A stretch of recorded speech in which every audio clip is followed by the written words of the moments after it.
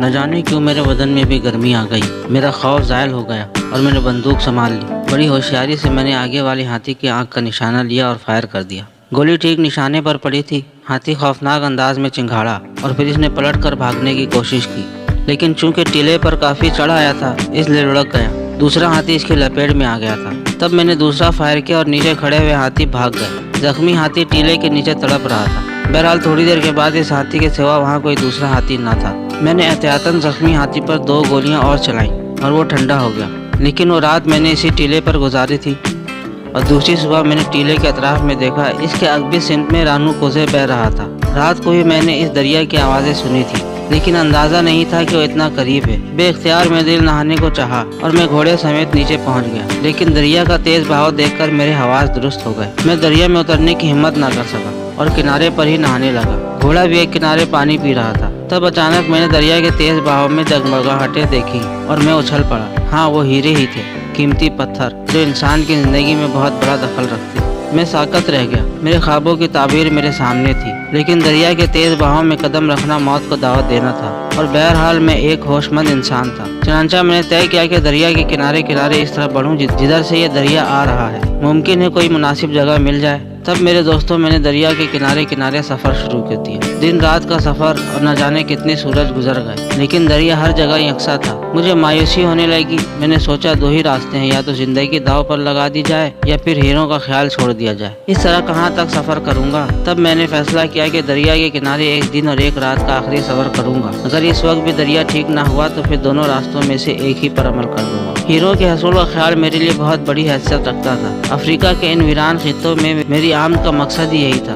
میں یہاں سے اتنا لے جانا چاہتا تھا کہ اپنے باپ سے زیادہ دولت مند بن جاؤں اور اسے بتاؤں کہ میں نے جو کچھ کہا تھا ٹھیک کہا تھا، اور میں نے سفر شروع کر دیا۔ میرے اوپر دھن سوار تھی، جس کی وجہ سے میں نے بے زبان گھوڑے کا خیال بھی نہ کیا، اور دوسری رات کے سورج نے مجھے ایک بستی دکھائی، چھوٹے چھوٹے جھونپڑیوں پر مشتمل بستی جو ایک بڑے پہاڑ کے دامن میں آباد تھی۔ خونخوار لوگوں کی بستی۔ افریقہ کے دور دراز کے وحشیوں کے بارے میں مجھے کچھ معلوم نہیں تھا۔ وہ وحشی ضرور تھے، لیکن بہرحال انسان تھے۔ میں نے سوچا ان میں جاؤں اور ان سے ہیرے کے بارے میں معلوم کروں، اور میں بستی کی طرف چل پڑا۔ پوری بستی پر خاموشی طاری تھی۔ لوگ اپنے اپنے جھونپڑیوں میں تھے۔ کوئی آواز نہیں تھی، کوئی انداز نہیں تھا۔ ہاں، بستی کے داخلی حصے میں نیم عریاں لباسوں میں ملبوس چند لوگ ایک قطار میں کھڑے تھے، اور خاموش کھڑے ہوئے لوگوں کی نگاہیں جو ہی میرے اوپر پڑی ان کے منہ حیرت سے کھل گئے۔ پھر انہوں نے مسرت بھرے نعرے لگائے اور میری طرف دوڑ پڑے۔ وہ زور زور سے چیخ رہے تھے۔ میں سہم گیا، نہ جانے وہ کیا کرنا چاہتے تھے، اور ان کی آوازوں سے سوئی ہوئی بستی گویا جاگ گئی۔ لوگ اس طرح جھونپڑیوں سے نکل کر بھاگے گویا کوئی بڑی تباہی آ گئی ہو، اور آن کی آن میں انہوں نے مجھے چاروں طرف سے گھیر لیا۔ تب میرے دوستوں 10-12 آدمی میرے گھوڑے کے نزدیک آئے۔ میری بندوق تیار تھی، لیکن ان لوگوں کا دوستانہ انداز دیکھ کر میں نے بندوق نیچی کر لی۔ میں بھی ان کا تعاون چاہتا تھا، اس لیے دوستانہ انداز کے جواب میں نے دوستی کا مظاہرہ ضروری سمجھا۔ انہوں نے مجھے گھوڑے سے اترنے کا اشارہ کیا اور میں نیچے اتر آیا۔ تب اچانک وہ میرے اوپر ٹوٹ پڑے۔ وہ مجھے چاروں طرف سے ٹٹول کر دیکھ رہے تھے اور ایک دوسرے سے کچھ کہتے جا رہے تھے۔ کیا یہ آدم خور ہے اور میرے گوشت کے بارے میں گفتگو کر رہے ہیں؟ میں نے سوچا اور میرے بدن کے رونگٹے کھڑے ہو گئے۔ لیکن ان کا انداز، اب جو کچھ بھی ہیں دریا میں داخل ہو کر ہیرے حاصل کرنے میں ہی کون سی آسانی تھی۔ ان لوگوں سے بھی نمٹنے کی کوشش کی جائے گی، لیکن اس وقت میری ہمت جواب دے گئی جب انہوں نے گھوڑے سمیت میری ہر چیز چھین لی۔ اور پھر عورتوں کا ایک غول آگے بڑھا اور اس نے مجھے چاروں طرف سے گھیر لیا۔ انہوں نے عجیب قسم کے چوڑے چوڑے پتوں سے مجھے ڈھک دیا تھا، یہاں تک کہ میری آنکھیں بھی بند ہو گئیں، اور پھر وہ مجھے دھکیلتی ہوئی ایک طرف لے جانے لگی۔ سانولے رنگ کی یہ عورتیں بڑے جاذب نقوش کی مالک تھی، لیکن بہرحال میرے لیے اجنبی تھی۔ میں ان کے ہاتھوں میں کھیل رہا تھا۔ پھر ایک بڑی جھونپڑی میں جا کر انہوں نے مجھے چھوڑا۔ میری آنکھیں کھلی تو میں نے اس جھونپڑی کو دیکھا اور پھر اس میں موجود عورتوں کو۔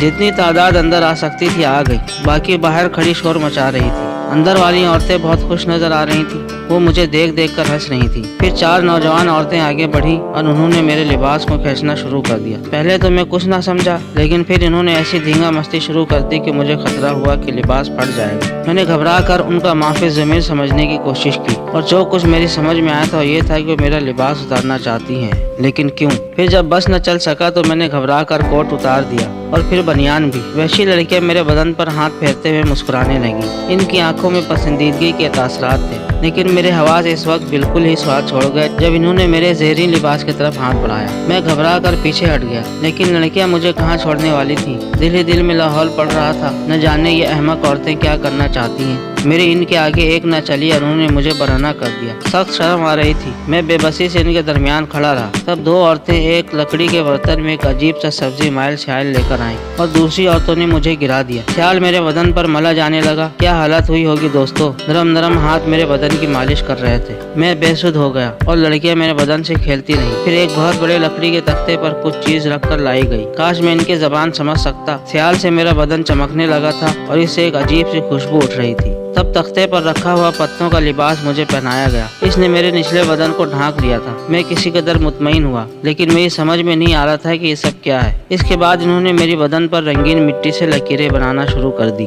और अच्छा खासा कार्टून बना दिया। फिर मेरे सर पर एक ताज पहनाया गया। इसके बाद मेरी आंखें चांद गईं। उन्होंने मुझे रंगीन पत्थरों का एक हार पहनाया था। हाँ दोस्तों, वो हार, सिर्फ वही हार अगर मुझे मिल जाता तो मैं महज़िब दुनिया का एक मालदार तरीन इंसान होता। इसे देखकर मैं सारी तकलीफ भूल गया और टटोल टटोल कर इन हीरों की मालियत का अंदाजा लगाने लगा। तब शायद ऐलान किया गया कि मैं तैयार हो गया हूँ और बहुत सी औरतों ने फिर अंदर आने की कोशिश की, लेकिन मुझे खुद ही बाहर निकाल लाया गया और शोर मचाने वालियाँ एकदम खामोश हो गईं। आँखों की ज़बान, इस ज़बान का मफ़हूम यकसा होता है। दुनिया के हर खित्ते में आँखों की एक ही ज़बान होती है और इसे समझना सबसे आसान काम है। इन औरतों की निगाहों में एक पसंदीदगी आमेज हैरत थी। इनकी आंखों में रश्क के जज्बात थे। वो मुझे अनोखी निगाहों से देख रही थी। फिर वो आपस में सरगोशियां करने लगी। तब कहीं दूर से एक नरसिंगा बजने की आवाज़ आई और लड़कियां और औरतें उछल पड़ी। इन्होंने एक जुलूस की शक्ल बनाई और मुझे लेकर एक तरफ चल पड़ी। इलाही, ये लोग क्या करना चाहते हैं? क्या मकसद है इनका? मैंने सोचा।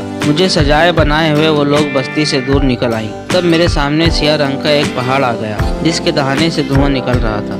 आतिशफिशा, मैंने खौफ से सोचा। हाँ, वो आतिशफिशा ही था। यकीनन वो कभी कभी आतिशफिशानी भी करता होगा, लेकिन किसी खौफनाक तबाही के आसार यहाँ कहीं नजर नहीं आते थे। पहाड़ के कुर्ब ज्वार में बेशुमार वहशी खड़े थे। इनके हाथों में हथियार थे जिन्हें हिला हिलाकर वो कुछ गा रहे थे और इनकी आवाज़ें कानों के पर्दे फाड़ रही थी। वहीं नरसिंगा भी बजाया जा रहा था। कुछ और करीब पहुंचा तो स्याह पहाड़ में कुछ सीढ़ियां सी बनी नजर आईं और मैंने एक गहरी सांस ली। फरजान आमरी की कहानी इस कदर दिलचस्प और सनसनीखेज थी कि हमें वक्त का एहसास भी ना हुआ। हम सब पत्थरों के बुतों के मानिंद साकित ये कहानी सुन रहे थे कि अचानक एक भयानक चीख ने ये तलस्म तोड़ दिया। आमरी भी उछल पड़ा और फिर इसने संजीदा लहजे में कहा, क्या तुम मेरी कहानी से उकता रहे हो? ओ नहीं फरजान, तुम्हारी कहानी तो बहुत दिलचस्प है। मैंने कहा, हाँ तुम्हें दिलचस्प मालूम होती हैं, लेकिन उसकी आंखें खला में घूरने लगी। लेकिन वही चीख फिर सुनाई दी और फरजान खड़ा हो गया। बस दोस्तों, आराम करो, बाकी कल। लेकिन ये आवाज़, तुम इस पर गौर ना करो। फरजान फीके अंदाज में मुस्कुराया। क्या तुम हमें इसके बारे में ना बताओगे? बताऊंगा, वो कराह कर बोला। कब? बहुत जल्द, अब इजाज़त दो। और वो चला गया। हम ताज्जुब से इसे जाते हुए देखते रहे थे। कैसा पुरस्कार था फरजान। क्या ख्याल है दोस्तों, चालाक बुढ़ा निहायत सफाई से हमें बेवकूफ़ तो नहीं बना रहा? कर्नल डिक्सन ने कहा। क्या कहा जा सकता है कर्नल, लेकिन बेवकूफ़ बनाने की कोई वजह तो समझ में नहीं आती। फिर ये तो सोचो कि वो यहाँ इस पुरस्कार इलाके में तन्हा रहता है। मैंने कहा, हाँ, और ये सब कुछ जाहिर है इसने आसानी से तो ये सब कुछ नहीं बना लिया होगा। जाहिर है, लेकिन वो यहाँ तन्हा ही मालूम होता है। तुम इस चीख को क्यों भूल रहे हो? अरे हाँ, वो चीख इंसानी ही थी। मुझे तो ये शख्स कोई बदरू मालूम होता है। मेरा मशवरा है कि यहाँ से निकल चलो। फजूल बातें, हम सब बदरुए हैं। फिर वो अकेली बदरू हमारा क्या बिगाड़ लेगी? अहमद अल सईदी बोला। हाँ, ये तो हमाकत की है, लेकिन बूढ़े की कहानी वाकई दिलचस्प है। मुमकिन है वो ठीक ही कह रहा हो, तब वो हमारा माविन भी हो सकता है। यकीनन। बूढ़े को शीशे में उतारने की कोशिश करो। इसी कहानी भी दिलचस्प है। मुमकिन है इस कहानी से हमारी रहनुमाई हो जाए। ये बात तो मालूम हो ही गई कि इस दरिया का इख्तिताम किसी ऐसी जगह होता है जहाँ आतिशफशा मौजूद है। हाँ, लेकिन बात फिर इसी चीख तक जा पहुँचती है। क्या ख्याल है, बाहर निकला जाए? नाराज ना हो जाए। कोई ऐसा काम करने की जरूरत नहीं है, कर्नल डिक्सन ने कहा और हम सब खामोश हो गए। बहरहाल कर्नल के मशवरे के तहत किसी ने इसके मामले में मुदाखलत नहीं की और हम सोने के लिए लेट गए। दूसरी सुबह उसने हमें सुबह खैर कहा। इसकी होंठों पर मुस्कुराहट थी। नाश्ते के दौरान इसने कहा, मेरी कहानी से बेजार तो नहीं हो गए दोस्तों? हरगिज़ नहीं मिस्टर फरजान, तुम्हारी कहानी बहुत दिलचस्प है अगर तुम सच कह रहे हो। क्या मतलब? वो संजीदा हो गया। माफ़ करना फरजान, मैं तुम्हारे सामने इसके ठोस सबूत पेश करूंगा। फरजान ने घबराए बगैर कहा। हम तुमसे माफ़ी के तालिब हैं फरजान। नहीं दोस्तों, फरजान ने थके थके अंदाज में कहा, मैं टूटा हुआ इंसान हूँ। मेरी शख्सियत के टुकड़े टुकड़े हो गई है। अब मैं किसी के बात का बुरा नहीं मानता। तुम कहानी आगे बढ़ाओ दोस्त। क्या तुम मुझे अहमक समझते हो? अचानक फरजान बिगड़ गए। क्यों? हम लोगों का मुंह हैरत से खुल गया। मैं तुम्हें बिला वजह कहानी नहीं सुना रहा। क्या मतलब? हाँ, मैं इसके अवैध तुमसे कुछ तलब करूँगा। क्या फरजान? अभी नहीं दोस्तों, मेरी कहानी सुन लो। इसके बाद मैं तुम्हारे सामने अपनी दरख्वास्त रखूंगा। दिल चाहे तो इसे कबूल कर लेना, वरना। हम सब इसे देखते रहे। इसके चेहरे पर गम के साए लहरा रहे थे। ये शख्स आसानी से समझ में नहीं आ सकता था, और फिर इसने ऐसा सस्पेंस पैदा कर दिया था कि हम इसे छोड़ भी नहीं सकते थे। फिर क्या हुआ फरजान? खूबसूरत औरतों ने मुझे सीढ़ियों के नज़दीक छोड़ दिया, और फिर वो आदमी मुझे ऊपर ले चले। मेरे आसान खता हो रहे थे। क्या ये मेरी कुर्बानी देना चाहते हैं? बकिया कहानी अगले हिस्से में मुलाहिजा फरमाएं। इस वीडियो को लाइक करें, चैनल को सब्सक्राइब करें और साथ साथ घंटी का बटन भी दबा दें। आपके ताउन का शुक्रिया।